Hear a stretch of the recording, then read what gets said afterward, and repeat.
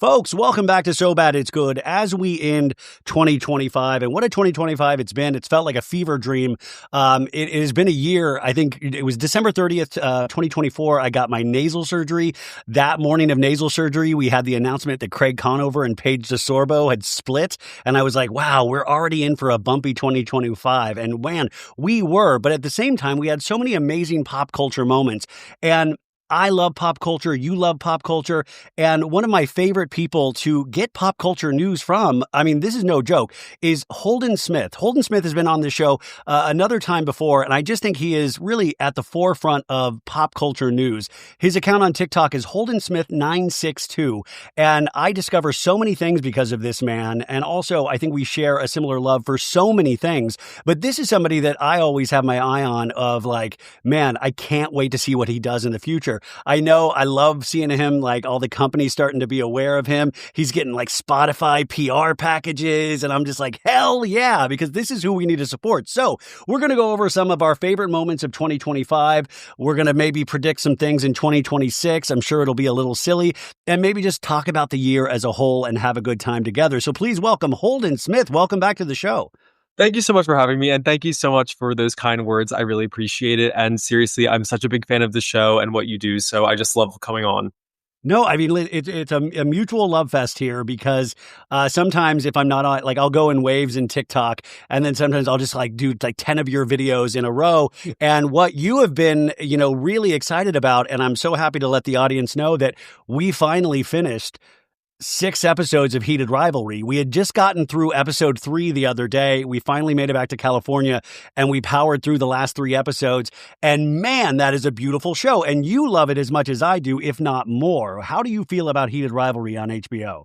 I'm obsessed with this show. And okay, so I knew that this was a show that was happening this year. So you knew that I had no awareness of this at all. Did you read the books that it was based on? I didn't read the books, but I knew that a gay hockey smut show was being made at Crave. Smut, that's gay. That's a great. Hey guys, I'm pitching a gay hockey smut show. Sold. You sold it. Yeah. I mean, that like I just knew it was coming out in Canada, and I knew that at first I was not going to be able to consume it unless I got a VPN, which made me upset. And then after the teaser trailer started to drop, there was this online guerrilla movement to get it brought worldwide. And that's when HBO picked it up to distribute it, I believe here in Australia. And then a couple of other streamers picked it up to show it in different countries. And that's how it kind of came to be. It was like an online movement of people being like, we need to be able to see this show. And thank God that happened, because I don't think anyone could have predicted what happened with the show. It just like took over. This is one of those really happy surprises all the way around. HBO must be really just patting themselves on the back that they got in at the right time, because this thing exploded. I had no awareness of it at all. And we started watching it just because everybody was talking about it online. And it's like this gay smut hockey show, but if you are not gay, I also want to say it is for you as well. There is such beauty in this show. And I know Demois she was in a little bit of a kerfluffle last week because people thought she was bagging on the performances. I think these performances are pretty damn excellent. The only thing I was wondering, like Connor Story, obviously the guy who plays the Russian, he's not Russian. So already you're like, amazing work with the accent. Now the other gentleman, I don't know if he's a good actor or if this is just how he is in real life, a little soft-spoken, a little awkward. I have not seen him in anything else. Have you seen him in anything else, Holden? No. And it's so interesting because I think that their performances for what they need to be are amazing from both sides. I don't even know if Hudson Williams, who plays Shane, has really been in anything else.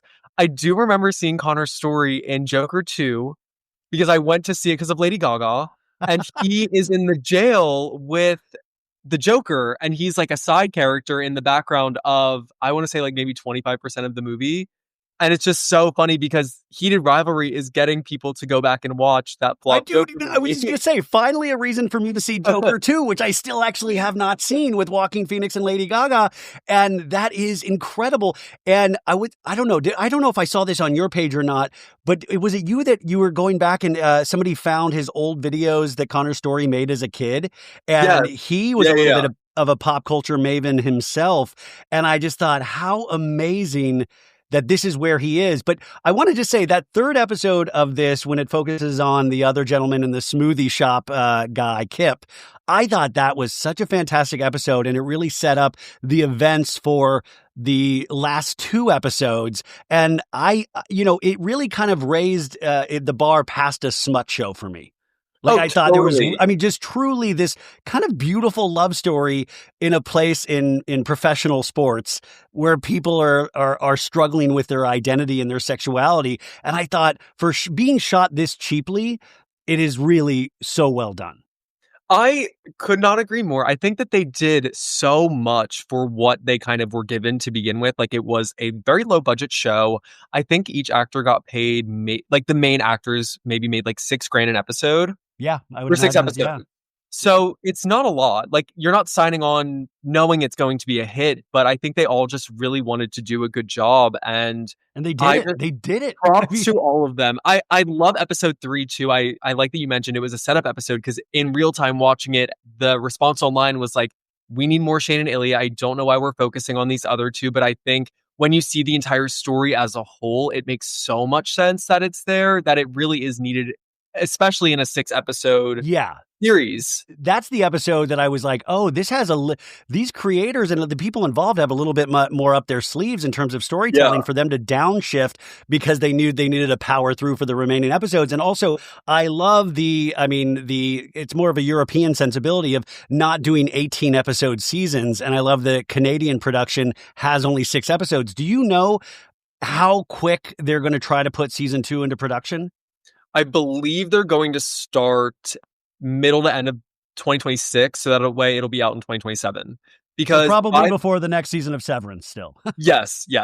Because I think when they started to shoot season 1, Jacob Tierney, the creator, already had a lot of the episodes written, but now he doesn't have any of season 2 written. Of course, there's the source material, which is the book, but that all has to be kind of changed to fit television. So I think it'll take time for him to actually write the script. And I wonder if in the meantime, Hudson and Connor will do anything else as they're kind of they are, because I found out from you that they are actually working on another thing together, but it's an audiobook. It's like an erotic audiobook, correct? Yeah. Okay. I got in trouble for calling it an audiobook. I don't know what else it could be, but it's this app called Quinn where you listen to erotic stories. I just took that as like an audiobook, but apparently it's not. I don't know what else it would be. Hey guys, we're all learning here. Let's everybody chill. Let's just make sure we listen to whatever it is. Are they playing the same characters, or are they playing 2 different characters? No, so what it is, it's basically like it's ACOTAR meets Brokeback Mountain.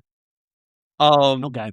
So it's like a smut fantasy romantasy plot.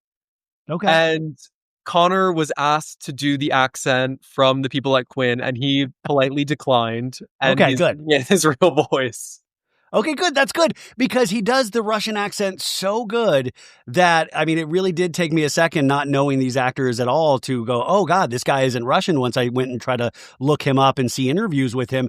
But I'm telling you folks, once you get past, because there is some intense sex scenes, even though you don't see full frontal male nudity, everything is there. And that's great if you're into that. But I am telling you, there is a deeper story there that I think you will get swept away with.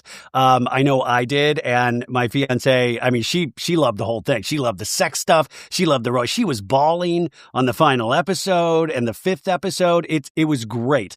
And then I thought it was kind of a happier ending. And even though she was just bawling, and I said, it's all right. It's a happy ending. And she goes, no, they're going to have to put up with so much in professional sports. You don't understand. And I'm like, no, I don't like sports, so I don't understand. No, it's really interesting because they really are driving off into the sunset together. Like, you couldn't ask for a better ending of a TV show, especially like when gay stories are being told in the media. A lot of the times, like, they do end sad. And it's not a very happy ending. But I think, like, I was sobbing too at the end of that episode, but it's like, it's kind of happy and sad tears, because also, like, I just loved the way that this story was told. And I think you made a really good point. Like, this is kind of for everyone. So many people in my life, like, it doesn't matter who it is. It's like friends, parents, everyone's kind of watching the show, and so many different generations are not even relating with it, just being like, this story is a great story. And I think that this has really brought a lot of people together. And if you would have said that this low budget Crave Gay hockey show would do this, I don't think anyone would have believed you. This is what I love about pop culture, you guys. Something that I had never heard of, that I get swept away with, that it kind of excites me because it's about people creating things. It was based on a book. You got these two relatively unknown actors that will now probably have a career for the rest of their lives, or at least the next 5 years. There's a lot of excitement here. And then now they have the pressure of a second season. You know, it's like, wow, you have the hopes and dreams of all of these viewers, and now can they stick some sort of landing for the second season? Because so many shows don't, whether it be reality TV or whether it be narrative storytelling. So I think this is a true victory that came in at the tail end of 2025. So I do want to celebrate heated rivalry, but oh, wait, the one last thing, too, because it involves content creation in a sense, was that I love Hudson Williams' mom. I don't know the actress that plays her, but at the end, when he is telling her, that he's gay, and she immediately is like, okay, if we position this correctly, we can get Rolex to sponsor us. And she was already thinking about the brand deal opportunities. And I think, you and I think see these in a different way nowadays of like, we'll be approached and, both with like brand deal opportunities on a very small scale. But it is funny how we think of everything as advertisement. So I love that little piece of it at the end here too. Especially because I think it humanizes the story, right? Because she doesn't want to treat him any differently. And so when there's a big change in his life, she's kind of his manager and has always been. So her thought is business. So if he's going to go public with this, it's like, well, I'm not going to treat him any differently and try to coddle him to this story. I'm just going to say, okay, how are we going to make this work? So I think how are we going to make some money? How are we going to monetize? Monetize is one of the biggest pop culture trends for 2025, and I'm sure it'll be a pop culture trend in 2026. It's all about monetization, and I would love for that to disappear a little bit, but that is going nowhere, right? Yeah, but I like that touch at the end, and I thought, again, like, it's very topical, it's very of the times, especially with, like, the way that people are with social media and wanting to make money online, and just, like, sports endorsements have been around for forever, but when you see this, like, world from a different viewpoint, I think it's interesting how she goes straight to that after the whole coming out scene. Well, it's also, that monetizing your personal brand and monetizing your personal story. I was watching the final 2 episodes of the Taylor Swift End of an Era's docuseries on Disney today. I didn't get to watch the final 2 episodes. And I was also trying to watch the remaining episodes of the Kardashian season on Hulu. Now, the Kardashians have always been somebody that have monetized their personal story to a degree. They don't obviously share it all, but a lot of it. But then Taylor Swift monetizing off of a docuseries, but her personal story. But you also get to see, she's basing this all off all of the work she's done, the songs she's written, the dancers she's hired, like there's a whole production. And there is this weird thing is that it's all monetization, but it's and I'm not trying to compare the females, but I'm trying to compare 2 different ways that people are making money nowadays. It's off their personal stories completely or off their actual talent, but there's still personal elements deeply involved. Would you agree? Yeah, I think it's interesting because I feel like the Kardashians have kind of always been in that lane that's like, we're going to use our story and our likeness to sell, whether that's a show, whether that's a product, it's all kind of tied to this name. And whether there's talent assigned to it or not, it doesn't matter because people are genuinely interested in these names. So that's kind of their brand. But Taylor, she is known for being, for lack of a better word, a showgirl. Like, that's always kind of been her thing. She's a musician, she's a songwriter, she's a performer. And I really like how she kind of took us behind the curtain. And I do think, she has a lot of narrative control over what she puts out there. Everyone does if you're in that kind of position of power. But being able to even take a little glimpse behind the biggest tour in history was interesting. And I think why not? Like, she already put in all that work. So yes, whatever, she's a billionaire, but why not profit off of showing a little bit more? Or, I guess. How can you not, like, anything that you do at this point, there will be profit involved. Yeah. Like, you just can't help it. There's such a machine in place. And I would almost say, okay, not that there's ethical billionaires ever, like that if you're a billionaire, already ethics are potentially out the window in some sort of way. But there is a way in which I'm like, wow, at least there's this deep talent behind it. You know, you can sense the theater kid in Taylor Swift. She's sitting there singing with her mom of like, oh, what if the surprise song I went bridge, chorus, bridge, bridge, bridge, chorus. And her mom's out there like, oh, what if you said end of an era and said, you know, they're geeking out together. And I can relate to that so much as opposed to, I don't know, it's really different because I mean, not that I was just thinking about Kim Kardashian this year. You know, you always have to take in stock of the Kardashians, and Kim did All's Fair, and it turned out to be a hit, but it turned out to be a hit in a so bad it's good way where people were like, horrible acting, I love it. You know, it's like, what is your take on where do you fall in terms of people's talent? Do you have to be talented anymore to be a superstar? Folks, So Bad It's Good this week is sponsored by our good friends over at Quince. That's right, Quince. In fact, I just got an email from Quince. They know what I like. They say I need to get a shearling collar leather flight jacket, and it's now on sale, and I might need to spend some of that holiday cash on a shearling collar leather flight jacket. Dang! Anyways, a new year, colder days. This is the moment your winter wardrobe really has to deliver, like this shearling collar leather flight jacket. But if you're craving a winter reset, start with pieces truly made to last season after season. Quince brings together premium materials, thoughtful design, and enduring quality so you stay warm, look sharp, and feel your best all season long. Quince has everything you need. Men's Mongolian cashmere sweaters, wool coats, leather, and suede outerwear that actually hold up to daily wear and still look good. I've been talking about menswear, but the women's wear is off the chain. Also, their outerwear, especially impressive. Think down jackets, wool coats, Italian leather outerwear like I just talked about that keep you warm when it's actually cold. Now, each piece is made from premium materials by trusted factories that meet rigorous standards for craftsmanship and ethical production. By cutting out the middleman and traditional markups, Quince delivers the same quality as luxury brands at a fraction of the price. The result is classic styles you're going to love that hold up year after year. So, refresh your winter wardrobe with Quince. Go to quince.com/sobad for free shipping on your order and 365-day returns. Now available in Canada too. That's QUINCE.com/sobad. Free shipping and 365-day returns. Quince.com/sobad. I don't think you have to be talented in the normal sense of talent. Like, you don't have to be a singer or a good actor. And I've actually been seeing this debate online a lot about acting in general. It's like, how do you discern, a really good performance and a really bad performance, but a middle of the road performance could be good or bad. And like, how do you even know? Because a lot of these people are just stars. Like, they have an allure to them that whether or not they are good on that screen, you're going to go see a movie that they're in. So I think that that's really interesting, especially when it comes to an All's Fair, because Kim Kardashian is acting amongst legends. I think Sarah Paulson, Glenn Close, like Naomi Watts, like everyone in that. Taylor, who is Teyana Taylor might be up for an Oscar this year for One Battle After Another potentially. And so it's a mother convention and Kim Kardashian, but it doesn't even matter that she is so much worse. And so it's like people are watching the show. So like, what does that say about the idea of acting and what draws But Holden, you're right. What does it say? Like, what does it say?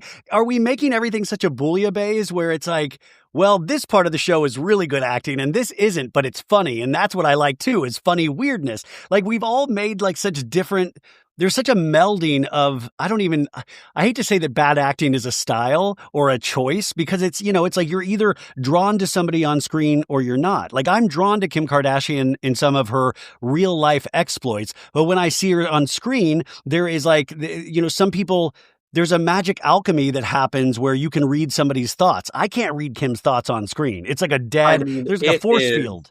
It's like a board. But is that not, it's hard because I'm like, I look at the way that she acts in that show and I'm like, is that not impressive that she is so bad? Like, she actually she's being given so much and she can do absolutely nothing with any of it. Yes, but at the same time, are we then encouraged? This should. But yeah, it's hard because it's FX shows shouldn't be like a Make-A-Wish Foundation. It shouldn't be of like, Kim, we all got together and we decided to give you the lead. And I want to point out, she's laughing all the way to the bank. She's a producer on this. She's the one that brought all of these actors on, along with Ryan Murphy, of course. So they've got a second season, and I don't think a second season was ever in doubt. So I don't think this was a nail biter, even though they might tell you it was. These things, once they go into production, you're usually going to get a second season because it costs so much money to start this thing up to begin with and to lock these certain actors in there. That's just my opinion, but it is out there. It'll be interesting to see in between seasons if Kim goes back to acting school, because some people either have it or they don't. So and even if she gets better, is that going to make it worse in a sense? Does that make sense? I actually don't know. I watched her in American Horror Story, the season with Emma Roberts, and I thought that she was a lot better in that than she is in All's Fair. Because it was campier evil. Like, it was campier evil, right? Like, yeah. I mean, she was very much, and in AHS, she was playing her mom. So I kind of felt like that was easy for her to kind of draw from. Like, it's a world that she knows very well.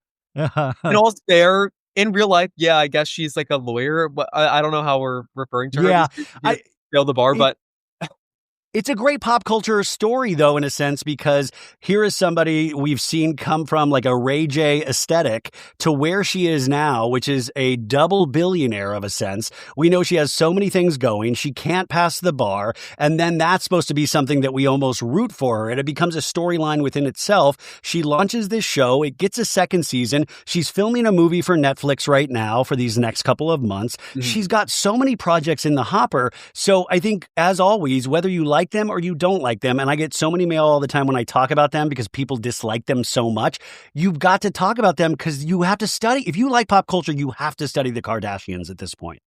I think that's like, they are kind of the barometer of where culture was, is, and is going. And that's why I find it to be so interesting when people have such strong reactions to them, because it means that what they're doing is still meaningful. And they've kind of been in this game for so long that you would think that without having, bringing it all the way back, a typical talent like being an actor, a singer, people like that tend to fall off. But they have somehow maintained relevancy for over 20 years now. I mean, think about that. Like, it's crazy. You have to respect what they're doing. Well, we were talking, you talk about like people or actors that have like a certain run of films or TV shows, or, unfortunately we lost Rob Reiner this year along with his wife, Michelle, but he had a certain run of movies that I talked about that included like Princess Bride, A Few Good Men, When Harry Met Sally, Spinal Tap. It was like just classics back to back. And that was a great run. That run was not even 20 years. And the Kardashians have managed to stay at some sort of forefront, even though at first they were selling tummy tea and now they're on the cover of Vogue. That's an incredible run, no matter how you look at it. And they've changed culture in some ways for good and a lot of ways for bad. And so it'll be interesting to see what happens. Speaking of runs and acting, have you seen Marty Supreme yet? I'm going tomorrow. Yeah, and I'm going tomorrow too. Yeah. Excited. Me too. I'm very excited to see this. You pointed this out on your TikTok, and we talked about it on Monday's episode, was that it did great. It was A24, the production company, the producers behind it, their highest grossing, or the quickest highest grossing film that they've ever had. I think it got like 28 or 29 million over the holiday. Now, I pointed out on Monday's episode, this was only $1 million more than Timothée Chalamet's Bob Dylan film from last Christmas. But it is, still, this is a great thing. Did you expect this movie to make more? It's hard because I think with box office numbers, it's always interesting because A24 is not a big studio. Like, it's not like they're putting out blockbuster movies every single year. So I think for them, like, they would consider this to be a success, especially because it's not out in every country. I think, they did pour a lot of money into the marketing for this film and they really believe in it.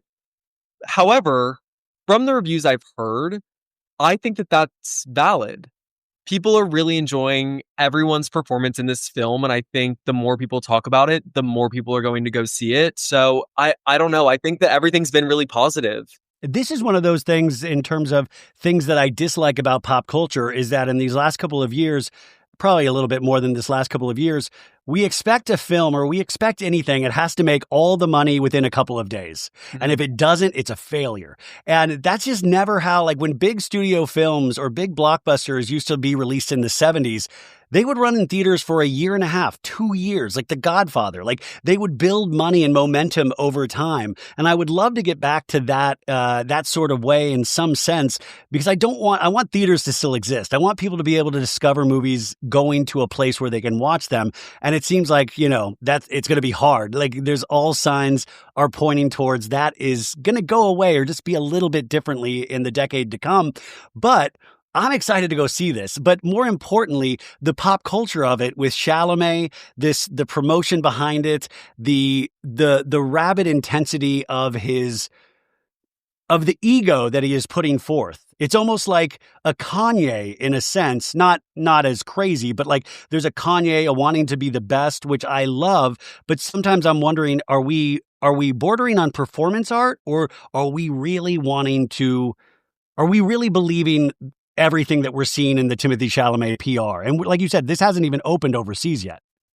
Yeah, I think that honestly, Timothée Chalamet is one of the greatest actors out there at this moment. Oh, he'll tell you. He just and he can. Like, I think he should be able to, because I think about all the roles that he has had, and he just turned 30.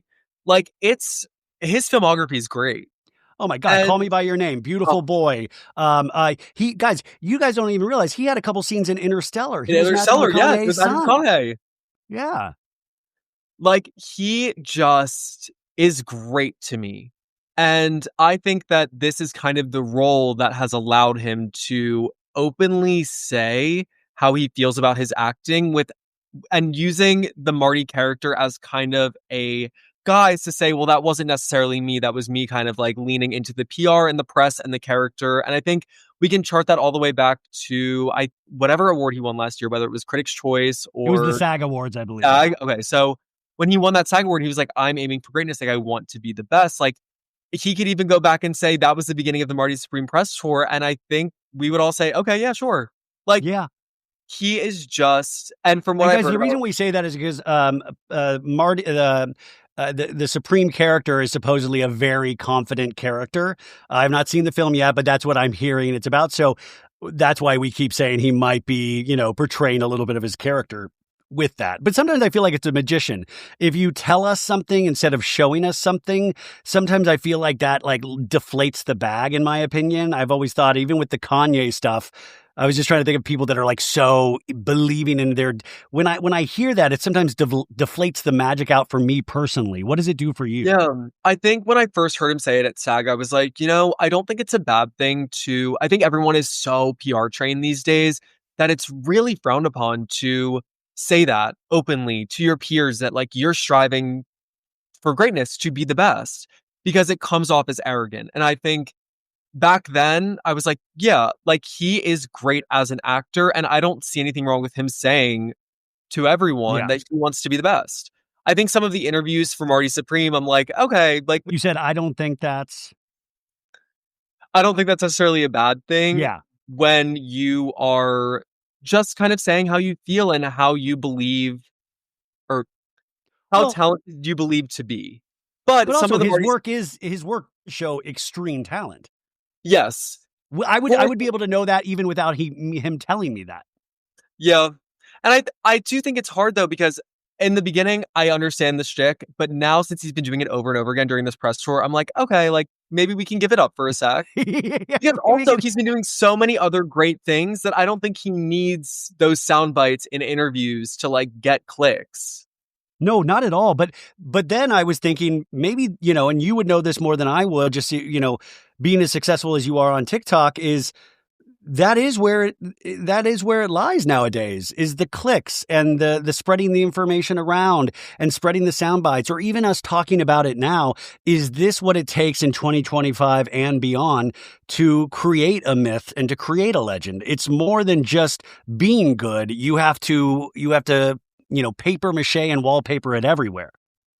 Yeah, I think that's an interesting question, because with the way that pop culture moves so quickly, like, how do you stay at the forefront? and really Yeah. have yourself deemed to be a great, because Yeah. there's a million things that come out every single year. So maybe it is kind of a part of his like big master plan to say, I've always kind of been there and I've always been in the conversation. Well, that's what And, I think and I want. I think I want a I think I want to believe there is a master plan. yeah, Like I want to believe that he's really thought this out. Like that this is part of it. Like this is that there's realness here, but that also this is a thought out campaign on his part. yeah. And other things that I see, I think to myself, this is very meticulous. The Zoom call that he did with the Oh, fake so marketing funny. people, the blimp, A24 doing the blimp, and the jackets, all of it is very meticulous and planned down to a T. So that's why I'm thinking maybe there is kind of a character part to Yeah. this where he is going to play the part in some interviews to get some articles and some headlines and some sound bites to feed into the rest of the marketing. I'm just happy that he's hopefully getting kids in the seats at movie theaters and seeing Yes. films that aren't your normal, like 4-quadrant popcorn superhero films. Like if you can get Yes. there and like different directors that have this amazing aesthetic, like the Safdie brothers or this Safdie brother has, I'm all for it. I just sometimes worry that I don't want him to burn so bright so fast that he burns out. And when he's like hobnobbing with, Kylie and the rest of the gang, I get, you get worried for people because they're talented. And I was thinking about Lady Gaga this year. I think Lady Gaga had a fantastic 2025. The Joker 2 aside, her album was so good. I got to see her live in San Francisco, and it was just one of my favorite live performances of the year. And anytime I see her in press interviews, she believes in herself. But it's never there's not a... But also, I feel like it's still with Lady Gaga. She's showing us more than she's telling us, if that makes sense. You love Lady Gaga, right? Oh my God. Like, I adore her. You thought But she had a good year, or no? oh my God, one of the best Okay. of 2025. Like, I think Mayhem aside, that album is amazing. It's one of my albums of the year. But coming out at Coachella and doing that performance that I Oh, think is kind of yes. a career-defining performance, that and Copacabana performing the biggest solo headlining show ever, like those are career-defining moments that she's having almost 20 years into her Yeah. career. And it's just so crazy the way that I think the way that she carries herself is different to anyone else in the pop music sphere, in the sense that she is able to she is so honest, but it's never an arrogant honest. She's very humble. She's very in tune with herself and how Yeah. she's viewed. Like, she understands how people perceive her. And I think that allows her to be kind of the best version of herself presenting to the public. So I don't know. I think that's a really interesting comparison when you think of someone who had a great year and did some big things for a career that's already been super long. No. It's never seemed like bragging or arrogance. It's always come off as like she's just so happy to still be out there. And also, to your point, conventional wisdom would say this deep into a career, you would not be able to have the album Mayhem anymore and have it do well. You would not be able to have bangers on it. And I hate to unfortunately bring up another female in this sphere that had a wobbly 2025, as I would have to say Katy Perry in some ways. Yeah. Is that she did sell out an arena tour for the most part, but man, online she was brutalized and she seemed to make pop culture mistake after pop culture mistake, even though she might not have been aware these were mistakes. And I'm also speaking of the Blue Origin space flight that she went on, the legendary Blue Origin space flight with all the greats, Lauren Sanchez, Gayle King. She also had a separation divorce with Orlando Bloom. She's found love again in 2025 with Canadian royalty in a sense. I mean, what did you... Katy Perry, I felt like, had a rough go of it. What was your take on her this year? I don't know how someone who has such a strong infrastructure around them continued to misstep that many times in a row. That's what was confusing, I think, the most to me, because she has people on her payroll that could say, that's a bad idea. And even when you get down to like the idea of the tour itself, especially, I don't want to do a Katy versus Gaga thing. No, obviously, that's not... I'm just talking about pop stars and, No, I know what you're saying, but I'm just saying in general, like when you look at production value of people that are on the same level and are at the same point in their career, there's an artistic vision behind what Lady Gaga is doing, and in my opinion, I don't think there's as much of an artistic vision behind what Katy Perry has done with the entire 143 era. It just seems like she was trying to churn out music that she felt was of the time and not trying to create art that was true to herself and timeless in a way that would stick and, I don't know, like, please her fandom. It's got to be a maddening position to be in when you're trying to figure out your voice in the year 2025 and that you've had a previous voice that has been so powerful. Like, I still think one of my favorite pop songs of all time is Last Friday Night. For some reason, that song for me personally still, and it has saxophone in it. And I'm like, they use the saxophone. Like, if I'm having a bad day, I'll sometimes put that song on and it still like makes me happy. And that really, that's legendary to me. But it is interesting, you know, to see so many TikTok videos. And you also were coming off the Eras tour where people were live streaming Taylor's Eras tour every night. And then they were doing the same thing, but in like smaller, you know, little cut up clips for Katy Perry's tour. And she just looked stiff. You know, it looked like stiff. And I was just like, God, you've got to have somebody that can like, I mean, my body's stiff because I barely do anything with it, but you should be like killing it. But I want to point out, most of those tour dates were sold out completely and people seem to have a good time. Totally. I think that there's like, she did a great job with the material that she put out. And what she did resonated with her fans, the Katy Cats. Like, they were still going to the shows, and I totally get that. And then it's hard because then I know that she's being successful in the tour, and then she goes and does Blue Origin. And I'm like, I don't know why you thought that would be a good idea. Like, you're on this tour and at least you're selling out every date up to this point, and then you go into space and you're holding up the daisy and you're doing the whole thing and you're singing What a Wonderful World. That wasn't needed to me, and I don't know, like, I am happy for her now with Justin, but there were just a lot. Trudeau, guys, not Timberlake. If you don't know, she's dating Justin Trudeau now. Yeah. But I am kind of like, I don't understand how her and her team let it get so bad. Yeah, it is weird because you also wonder how things at this point in her career are pitched to her. Like, oh my God, get this. Jeff Bezos, you know him from Amazon, you're friendly with Lauren. Guess what? He's got a spaceship and he is wanting to take awesome people up there and you're going to be one of the awesome. Like, I want to know how it was presented to her because everybody must have been just like really jazzed about it. And then I just wonder at what point she realized, we didn't think this out entirely. Like, maybe in the year 2025, you know, rubbing shoulders with billionaires is not as cool as it was maybe 5 years ago. And speaking of Katy Perry, I was reading an article today that Forbes declared Beyonce a billionaire today. Beyonce finally was declared billionaire status.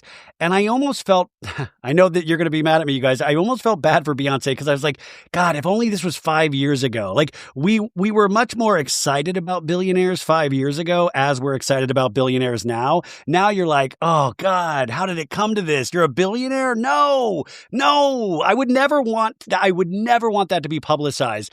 And I'm proud of her because I know that is, you know, work behind that, you know, like what an amazing artist. She also has so many brands, but I think ethical billionaires in 2025 is something that people are putting a magnifying glass on.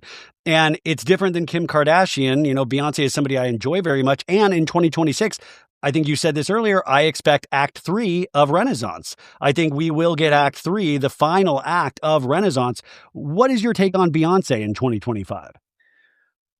First of all, I did go and see her live for the first time at the Cowboy Carter tour, and I just think that she puts on a masterclass, like same way as Gaga. It's just like, you look at what they're doing on that stage and I can't take my eyes off of them. Like, it's insane. Like, they're just so talented, and she was amazing. And I think the way that she was kind of able to take Cowboy Carter, that album that really was symbolic in a lot of ways, and turn it into the stage show that had so many elements, and a lot of them were kind of profound with like the visuals in between and the message and the through line. I thought that was great. 100%.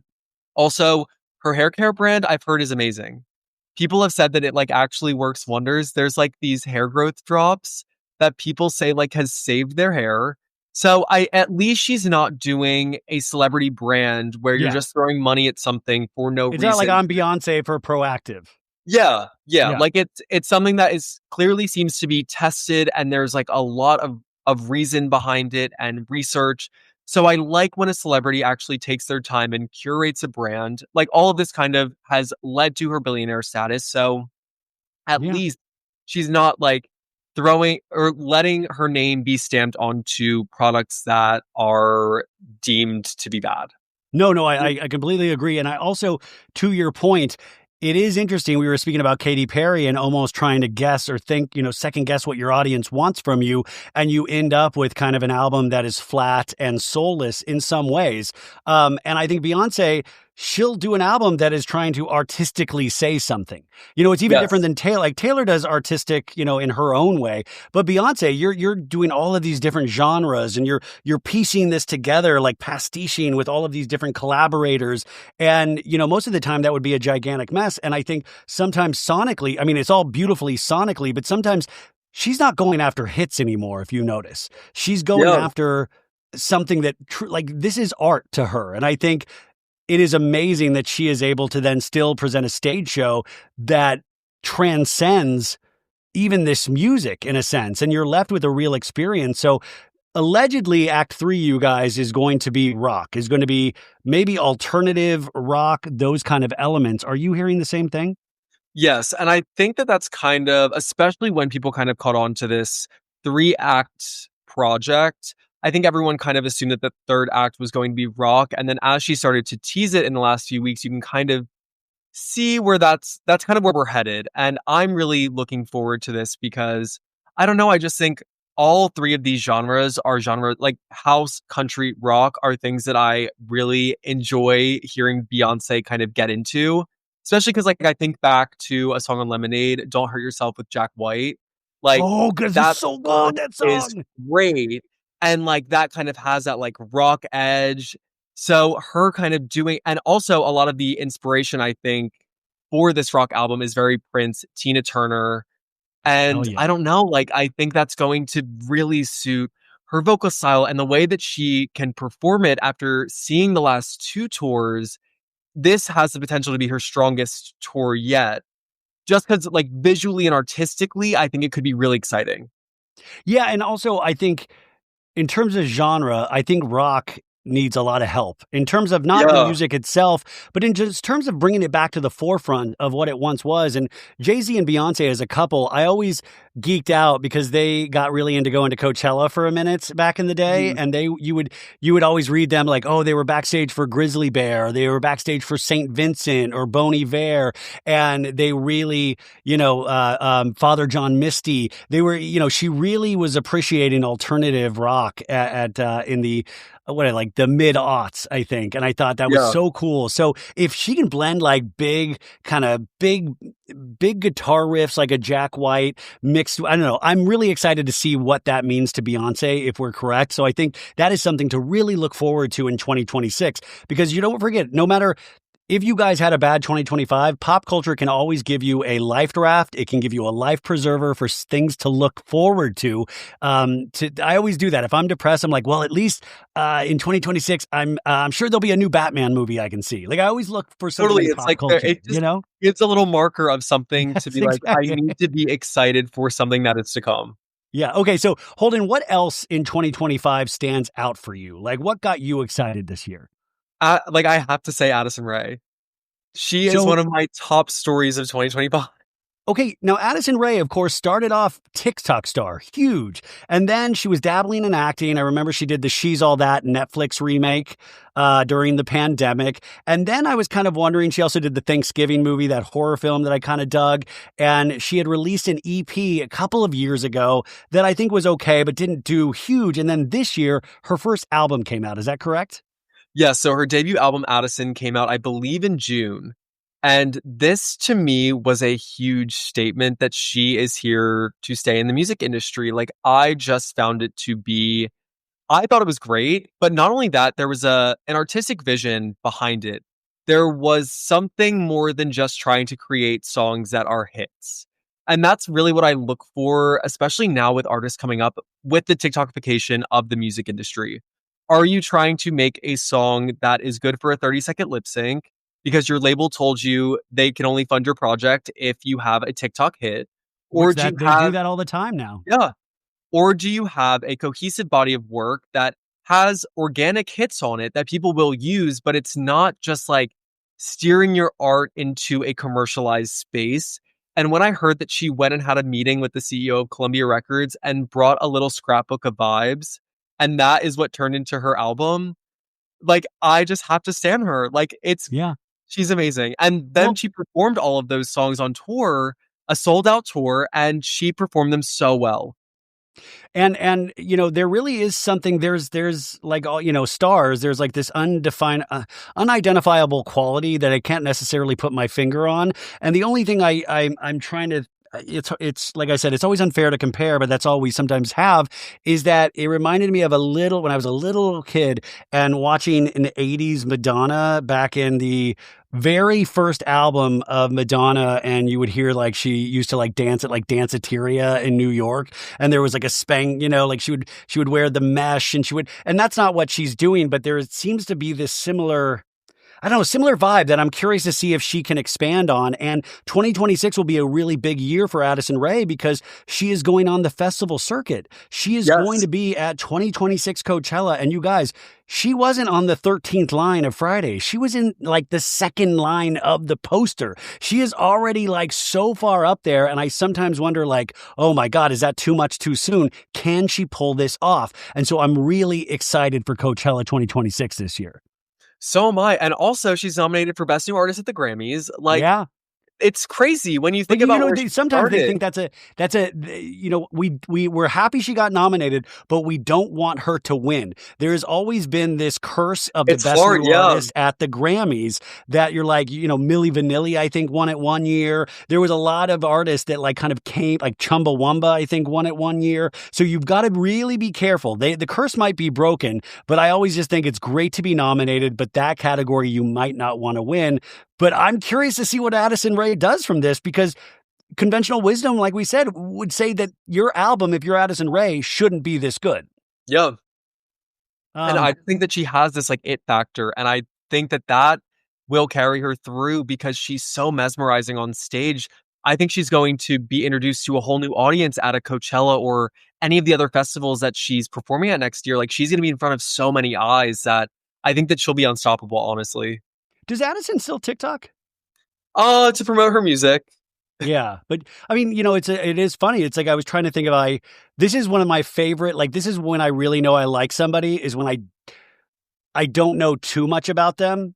Like I know about Addison back in the day, and I know her dad, of course, and stuff like that. But I was trying to think if I really know. Like I couldn't tell you a lot about Addison Rae in 2025 except for that she released this album.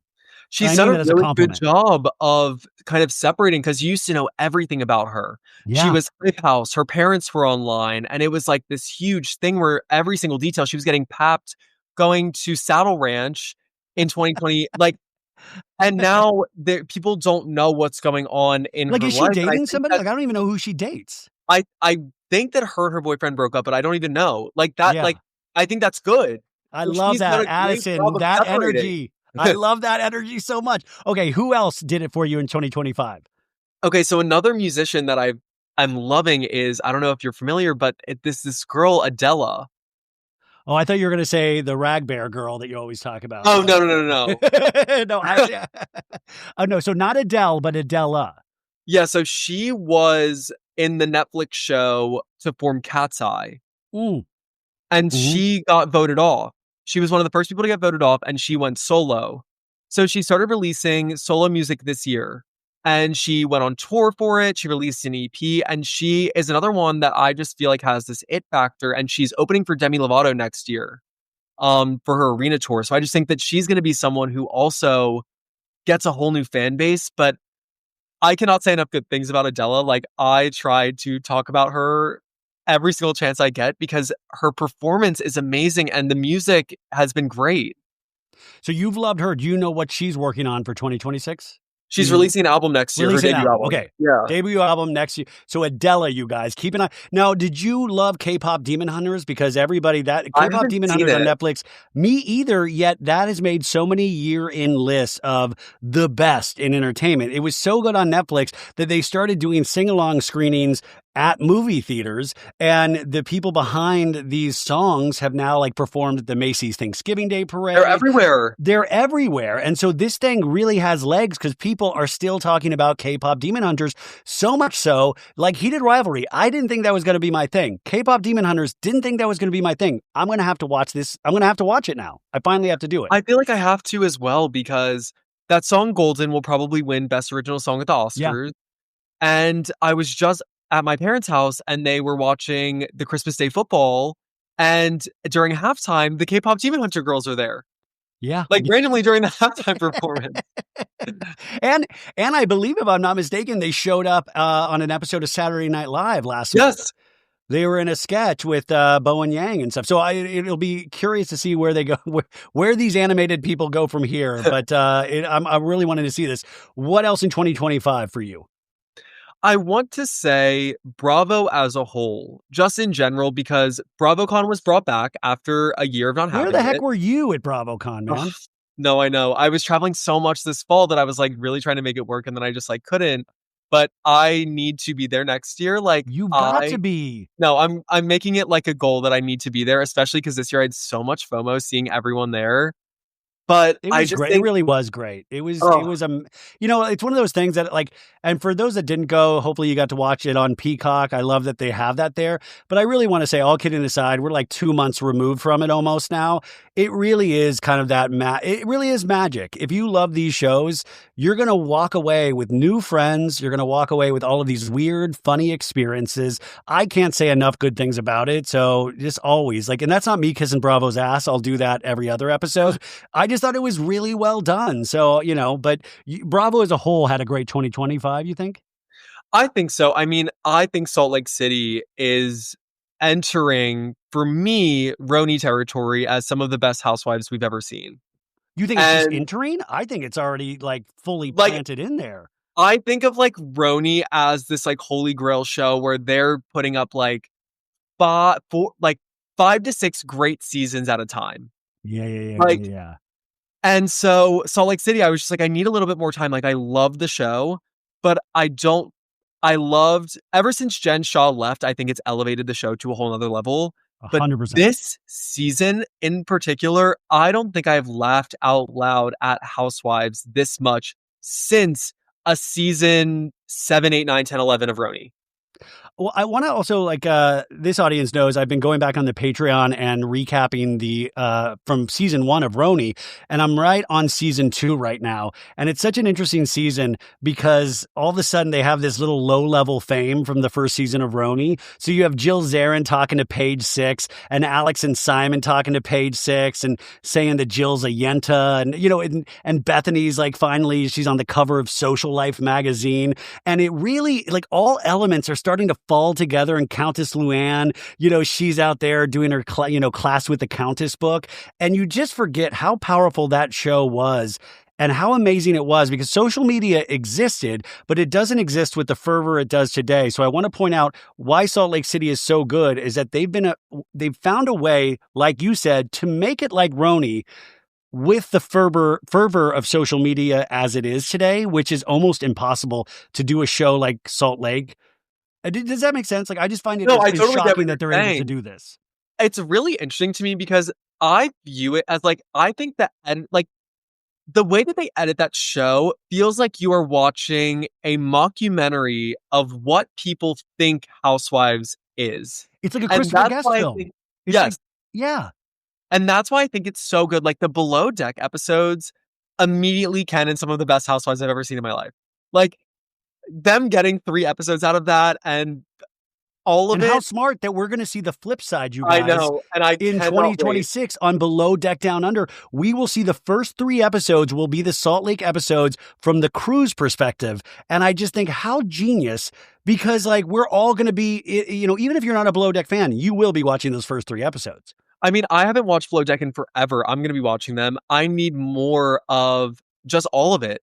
the fight with Lisa and Meredith and Brittany and the unicorn overboard and Bronwyn's inflatables. Like, it just is so dumb that it's so funny. And I Yes. just got up today and like Meredith storming away from that dinner because she couldn't talk to Brooks. And she's like, it's Mother's Day and I can't even talk to my son. And everyone's like, And then, by the way, in that same episode, she rallies, like, and then all of a sudden she's like Professor Positive, and she's doing like swimming with Whitney, like, I'm gonna beat you, Whitney. She's all of a sudden like happy and bubbly, and you're like, what is going on? You truly are like, oh my God, dude. I was in Nick Vile, not on his show, but it's a show he produces a couple weeks ago, and Brittany and Jared were there when I was there. And yeah, I like came face to face with Brittany Bateman and let's Jared stop. Osmond. And you guys, I get starstruck over the weirdest people. Like, there would be I like would die if I oh, crossed paths I with was just Brittany like, Bennett. you guys are amazing. I love you guys so much, and they're like, they're just so, so humble because they should be humble because Yeah. they're like, but it was so funny that I had such a strong reaction. But you're right, man. Like, that's the one where it doesn't feel like, sometimes I'll watch Bravo and it feels like work because I know I have to talk about it at some point. Yeah, And it's just it's just joyful. enjoyment. Yeah. Yeah. But another show that I need to give my tens to is Southern Hospitality. The season that aired at the beginning of 2025, like, I was glued to my TV. Great Like, season. they are great. And Emmy, I think, is a reality star. Emmy has, she does not know about waterproof mascara, which I think is key to being a reality star. So her mascara would just drip down her face and she would cry a lot because of Will. And Will is not going to be participating in this next season of Southern Hospitality, which is, I'm so sad about. But I think this season is going to be another breakout season for them. I totally agree. And Will, to me, like, is such loser behavior to go to the reunion and sit in a green room and watch the entire cast attack Emmy for 5 hours straight. Like, it's crazy.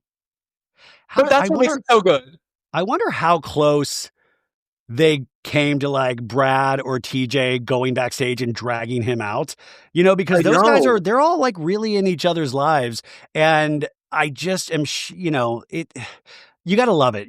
That's the kind of, I was talking about this on a show last week, or saying when you're a reality star, you have arrested development at the age you get on TV. So a lot of these people in Southern Hospitality, they will never grow past the age when this show started. So you will see them in their mid-20s they'll act like they're in their mid-20s for the rest of their lives. In fact, today, you guys, we woke up to the news that it was not all wavy baby because what's her full name? I always just Grace Lilly. Sorry, I was going like Gilly. Grace Lilly, you guys, got arrested, and she had a harassment charge like already on her, and that's why they eventually brought her in. But they found I think a box that said Happy Pills on it, and it had Xanax, and they said she told the officers that it also had pills for her monthly lady visitor, but they are going to test the pills and see if she was lying to them or not. But the weird thing was, she was supposedly still arrested, and then she was replying back to people on her Instagram that she posted while allegedly in jail. So this just happened today. I'm not sure what is going on, but I was very sad to hear that this happened at all. And you love her, so you were bummed as well, right? I love Grace Lilly. I think what really cemented the fact that she's a star is this news broke earlier today, and she's posting on Instagram a grid post thirst trap saying things are still wavy. So the grind never sleeps. Grind never sleeps. Shit like that to me is like, you have to be that type of person to be successful in reality television.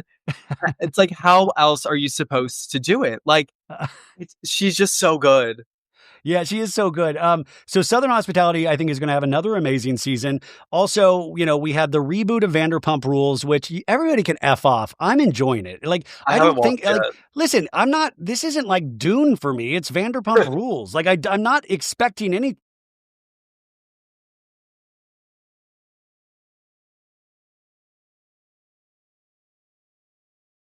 Okay, I'm not sure where I cut out, but in 2026, we have a new season of Summer House. We're going to have a continuation. Real Housewives of Beverly Hills continues. Southern Charm continues.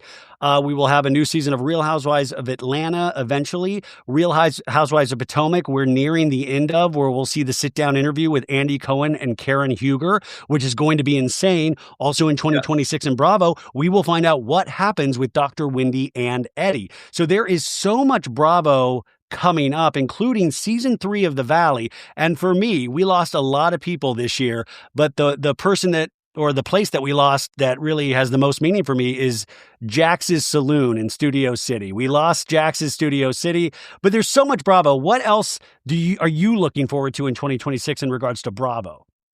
Is Rhode Island coming out in 2026? Yes, Rhode Island. Okay, so I'm Real looking Housewives of forward to Rhode Island.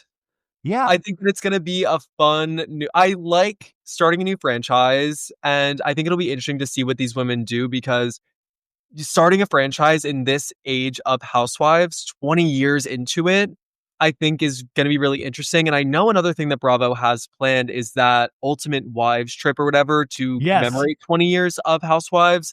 And I believe Nene will be coming back. I'm predicting that. But I have heard that she's in talks with NBC Universal to come back. So I'm excited to see. So that has not been officially announced yet, but it is, guys, it's happening from my understanding.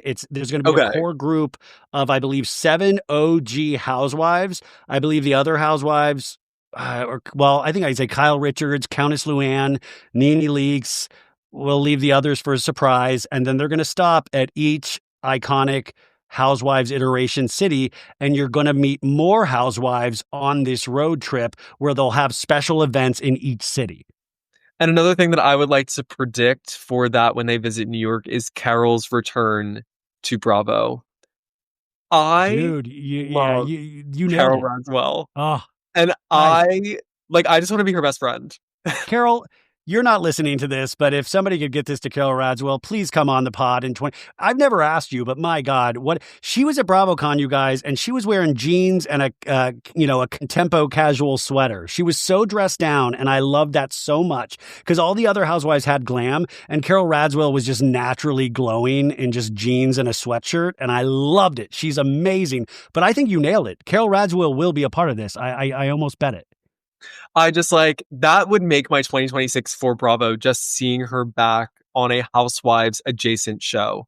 But even seeing Nene back, and Luann, I know she's been kind of on Crappy Lake and she did the other Ultimate Girls trip. She's always there, but she's always someone that I welcome on my screen in general. Yeah. And I just I just really like that they're doing this idea. I think that it's a great way to get people kind of involved and watching their favorite people back on TV, and maybe getting introduced to some of the new housewives. So that is probably my most anticipated. Plus, I don't know, I am really looking forward to the season of Summer House. After seeing the teaser trailer, I think it'll be a good bridge between, I know that they've teased that new show in the city, in the city.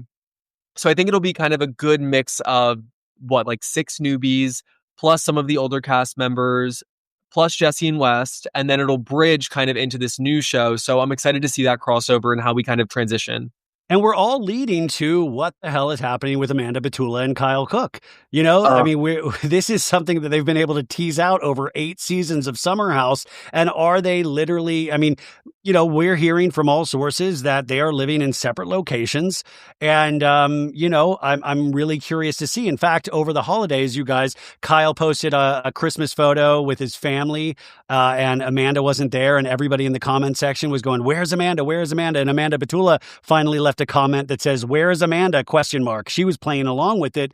But remember, if they did break up or split up or are taking time apart, they are not allowed to publicly comment on that due to their Bravo contracts. So just know that if they did, they would not be able to officially comment or interview about this yet. So, we don't know until Summer House starts airing. So, yeah.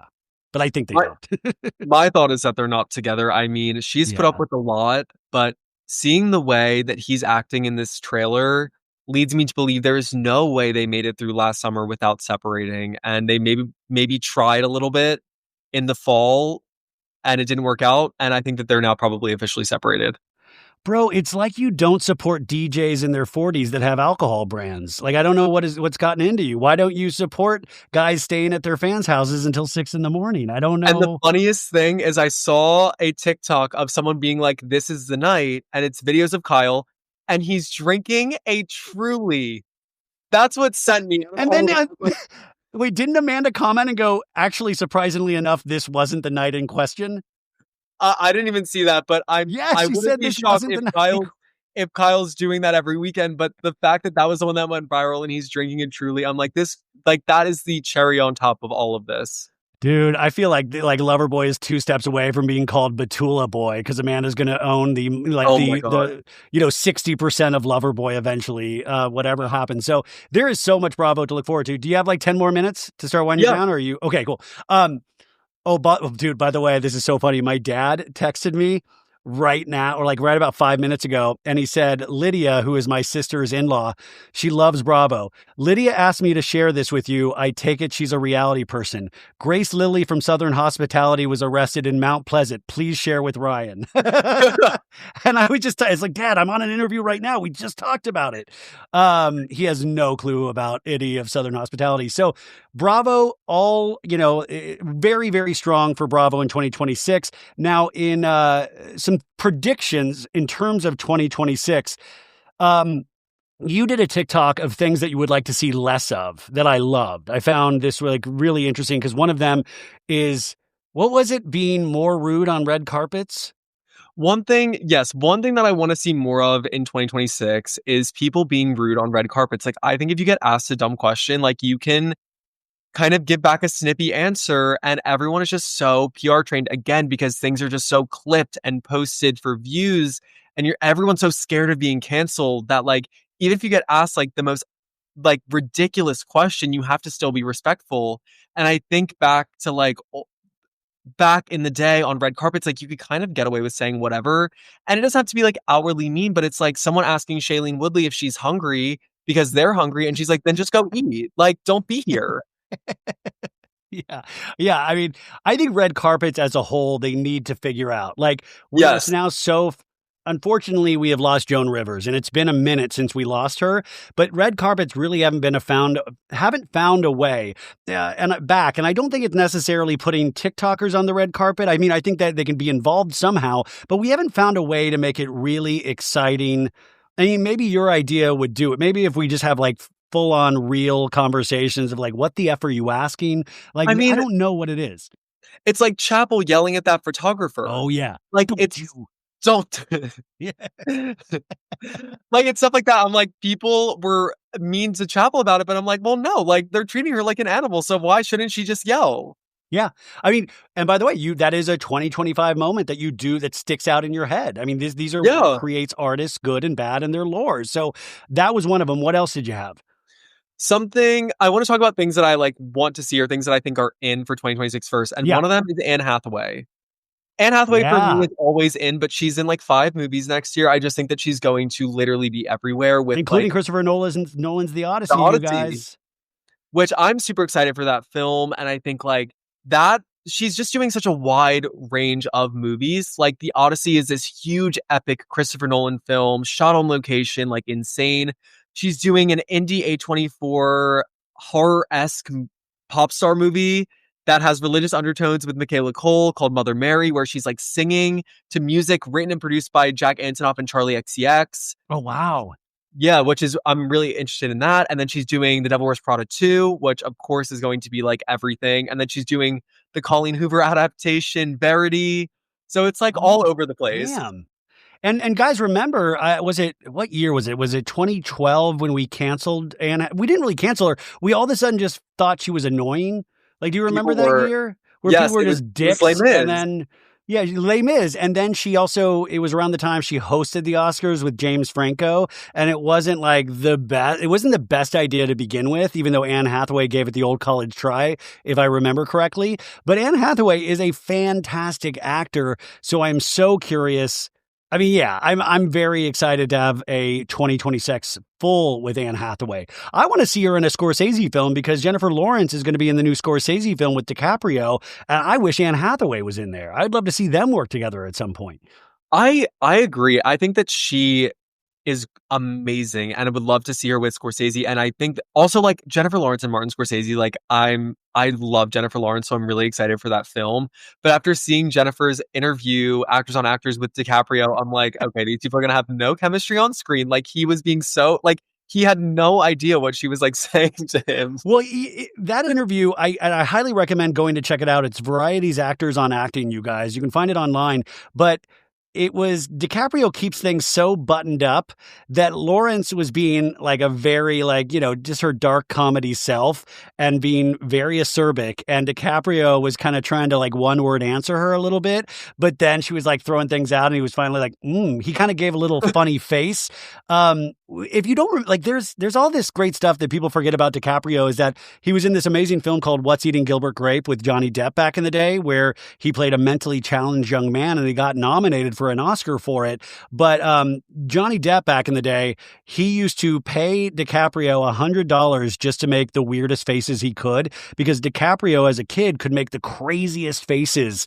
You would always like, I remember reading this in interviews back in the day, and I thought that little face was like a little break out of like how buttoned up DiCaprio is in interviews. So I kind of loved it. It was like a tiny little moment.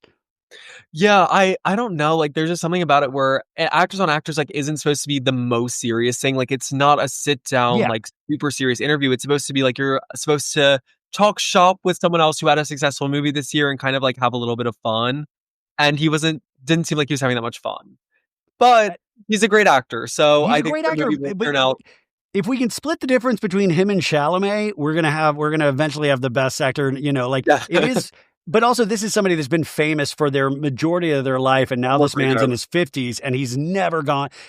Talk about a run, that we were talking about earlier. This guy has had an insane run, and it's going to be interesting as he gets older to find projects that suit him. So I'm curious. We don't have a lot of people like DiCaprio anymore. What else are you predicting? Something that I want to see just like less of in general is this Love Island USA discourse. I think this year really cemented that we should never speak about a show like Love Island the way that we did. As a society, it was really Couldn't concerning. agree. Dude, exactly. Like sometimes these shows they do not hold the weight of these conversations that were being had. Yes. Like when there are think pieces written every single night on Twitter and TikTok, I think that and we have to really think about the fact that it is a dating show that takes place in Fiji. And it's like these random 20 somethings that go on to just like have a good time. Like, I don't think that it's necessary to write the think pieces, and Love Island USA kind of like grew too big for itself the I last 2 know. years. And I just want to get back to watching Love Island in a normal way. Well, it became, and I don't, maybe in 2025 and beyond, everything will become political in some way, is that it was almost like the US in and of itself is that it eats itself. Is that we're eating ourselves, is that like, whoa, we can't even have this nightly show because it brings up all of these hot button issues that we are so, and I'm not saying there is not space for it, but I am saying a bunch of dudes with abs are not the people we should be having these conversations about. And in terms, like, these are important, but yeah, I totally agree with that point. I think it can be really dangerous because all of these people are like all social media driven, and I think it inspires so much hate. It's really, I think that's where we really saw the most online hate this year was throughout the 8 weeks of Love Island. Like the things that were being said about every single one of these people were so crazy. And it wasn't like that the year before. It wasn't like that on the Love Island season before. No, and I think people were just so ready after the explosion of season 6 to really watch and hop on the bandwagon for season 7 and watch all the way and kind of give their thoughts. But that also, it's like a fine line. Like, I would love to recap the episodes, but I don't want to like get too deep because it's not that deep. The show in itself is not that deep. Yeah. It's a dating show in Fiji. Like and so I think there's a world in which like we can casually watch Love Island without it being like a huge discussion. Well, and, even people that I really admire that are out there, that I read, they're some of our most brilliant minds are writing think pieces on Love Island, and it's like, Yeah. dude, there's a lot of other amazing things you could, Yeah. but I mean, that's why it's called culture. Okay. I do want to throw a couple of predictions out there myself just to get your take on it. Well, first off, we do know that Harry Styles will have a new era, so look forward to that. Yes. I am predicting Taylor Swift will be married and pregnant by the end of the year. I predict next Christmas she will announce she is with child. That is my prediction. I had that on my prediction list and I took it off because I was like, I don't know, like she just loves to work so much that like maybe she won't, but I could also see her getting married and being like, okay, like let me just like really go into this wife thing and have a kid and really take some time off because she really hasn't in so long. So I could really see it going either way.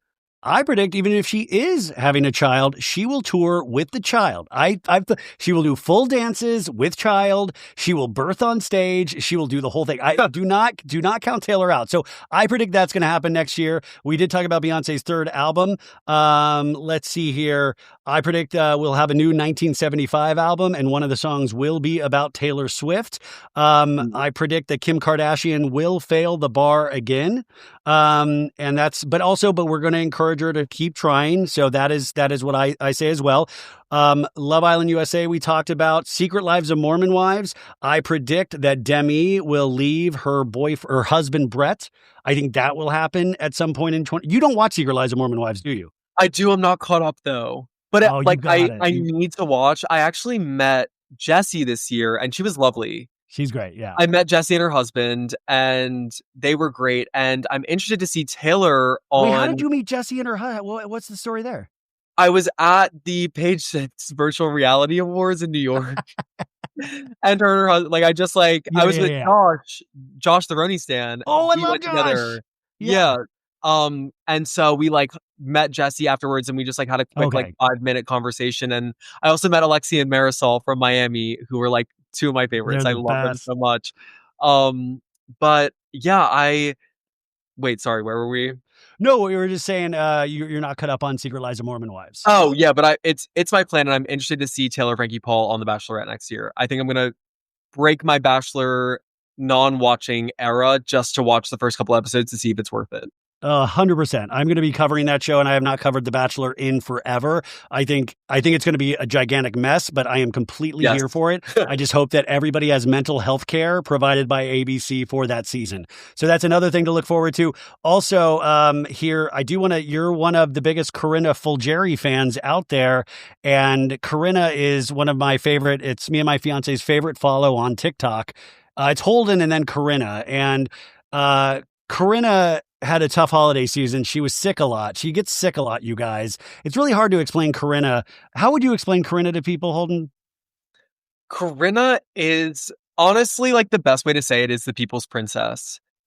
People just love her. She comes on recently this holiday season. One of her biggest video series that she's been doing was her Bear Bells holiday advent calendar countdown. Yeah. Where Bear Bells was nice enough to send her an advent calendar. She would try every flavor and kind of give us a little review. She also she'll do she kind of does it all. She gives health updates. She shows us her friends. She shows us her coffee order. And I think that it's just she's living her normal life. People are just endeared to her and love her spirit. And it's just she's my favorite follow. She is my favorite influencer. I say that all kidding aside, you guys. Sometimes we will just sit in bed and we will watch her videos and she'll make us laugh. She'll make us cry. I go through a range of emotions watching her. But she did say in a video, you guys, this, I don't want to excite people too much. She said she wants to record music. And so what I would love to predict in 2026 is a Corinna song. And if there is a Corinna song, you better push this with everything that you have, Holden. You better push this everywhere. I will do everything in my power to get the streams. I would love to go live with her again, just to have her promo it. I will do anything. I remember seeing the Getty Images when she was at the Wicked premiere, and oh my god, wasn't that? We were freaking out because we were like, this looks like real. This looks like she's really at the real premiere of Wicked. She was there.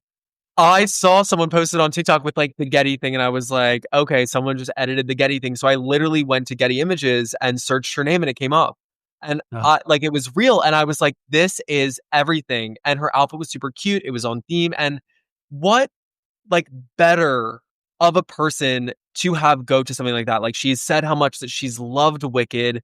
She's someone that like would really benefit from going because she loves the stage show so much. Like I just that's giving the right ticket to the right person. She like Brittany and Jared Osmond. I would freak out if I ever met Oh my Corinna. God, And same. I'm a grown adult man. Like I would scare her because I would be so like, oh my God, I would freak out if I ever met Corinna. But that's what social media and influencing does. Now, in terms of you, I think you've had an amazing year. But what are you working on in 2026?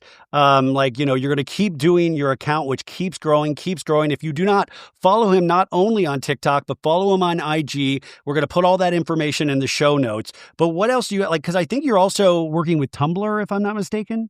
Yes, so I actually work on the social media team at Tumblr now. So I'm posting on their TikTok. So if you see me on their TikTok or like literally on videos on Tumblr, the platform itself, like it's not Wait, is random. Tumblr a good place to like post podcast stuff? Like, I mean, because I think of like the 2007 aesthetic of Tumblr. Like, what is Tumblr like in 2026?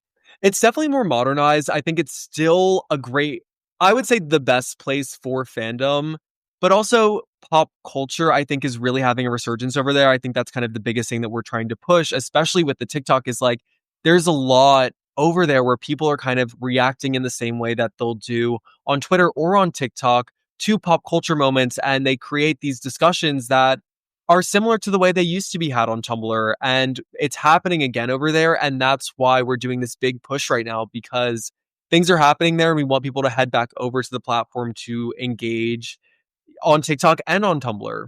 So I don't know. I've really loved it. I've been using the platform all the time because like I kind of have to know what's going Yeah. on there and how to kind of cross-platform promote. But like it's been great. Like the conversation is good. The way that people are reacting and posting popular media is really great. So I think that like that's been really fun for me to figure out how to blend what I do in my personal socials to kind of do something similar on Tumblr where we want it to be this pop culture hub where I will break news over there and I'll kind of talk about things through the lens of Tumblr and also just like use what's happening on the platform to showcase a popular moment in culture. So it's been really fun. Well, you sold me. I'm going to sign up for Tumblr again, and I have not thought about that in a while. And do you consult for brands and companies, but do you also consult for individuals? If somebody was looking to, I mean, do you do that as well? I haven't done it, but I like totally would. I think I was like, I think I'm going to hire you, Holden. I think I I like need your literally help in would. I think 2026. I mean, seriously, like I'm always open. I would love to. I mean, social media is something I was fortunate enough this year to like actually quit my full-time job and pursue social media in a full-time way. So I love it so much that like I'm where I want to be and like this doesn't necessarily feel like work to me. So Yeah. I would love to work for like an individual and just like guide and help in any way that I could to like help develop like personal socials and stuff. So Yeah. hopefully more of that in 2026. Go Also, follow him, you guys. I'm telling you. And this is just something really important that I want to point out is he still gives you his takes, but there is a positive bent to it. It comes from love and not from hate. And even I can fall into that hate category sometimes, and I'll watch his stuff, and it reminds me of a purity that it's like really all through loving something, which is what this should be all about, right? You can find something positive in everything. Oh, wait, shit, I forgot to add. Trisha Paytas, White Lotus. Did you hear that rumor? oh my God, yes, I would die. And it's something that I've been thinking a little bit that like could be in the cards, but then she recently said that she was going to be in In France during the France. filming period. And she has said that she booked this really big role. She was filming on a soundstage in Los Angeles. People But that thought it was was for Euphoria. fact. No, that wasn't Euphoria. She did film Euphoria, but this was like recent. Someone saw her. Actually, it wasn't a soundstage. It was at LAX she was filming. So people Huh. thought that that was for Hacks. But Which Hacks is shooting this last couple of months. yes, and she also could just be making a cameo in Hacks. Like I wouldn't put it past them. I mean, Jake Shane was in the last season. They know how to use online personalities really well, and they're very like in tune to what's happening on the internet. Yeah. But Trisha did say that like this new project, she said it at one of her Trishmas live shows, was her biggest role to date for one of the biggest shows that exists right now. Bigger than Euphoria, and I can't think of a show that is bigger than Euphoria. Well, unless she's doing the Game of Thrones spinoff. Like then like White Lotus, like I'm like unless she's like in Marvel. I would love, but by the way, and you think about it, like, then I started thinking, like, oh, she kind of like has a Jennifer Coolidge vibe. Could this be Jennifer Coolidge's sister or long lost daughter? Could this be, like, my head started going, like, me and my fiance were talking about it, and we were like, could it be like Jennifer Coolidge related? Because there's still this mystery of the guy that, you know, like that was involved in her death. Die if she came in as Jennifer Coolidge's daughter to White Lotus season 4, but that would be so perfect. I think it would be so funny because I don't know if people could take it seriously. Well, that's it. You know, I was expecting to see Trisha Paytas in Dancing with the Stars ever before a prestige television show like White Lotus. And that's what we were saying is that, like, Mike White, he gets the internet, he gets culture, and he can also get great performances out of people that might not be like Daniel Day-Lewis. But there is something magical about Trisha Paytas. And if you can harness that, I think she might be able to pull off something that we wouldn't. Like, I think, you know, she doesn't give wooden performances like Kim Kardashian. I mean, like, you know what I'm saying? I think she could do it. I think so too. And it's very interesting to me because then it begs the question, has Mike White seen Trisha Paytas' scenes in Euphoria? And is that what helped him Which is an HBO show too. Cast her? Like, if you're going to cast someone like that in a huge role, you have to know that they can act. So would Mike White go to HBO and say, like, hey, like, I need to see how she acted in Euphoria before I can, like, make a positive decision? Whether that's Mike White or, like, someone behind the scenes at HBO, like, they know how she did in Euphoria. And is that what helped her land White Lotus? Probably. This is the only conspiracy theories that I like. This is a positive conspiracy theory. But what's great, folks, is that we will find out soon. And Holden, we are your fan for life. If you're ever in Los Angeles, please come in studio. I think you are just so talented yourself, and you're going to have a huge 2026 ahead of you. So go follow him if you don't, you guys. And hopefully we'll talk to you very soon. Thank you so much. Talk to you soon. Thank you so much for having me on again. Dude, anytime.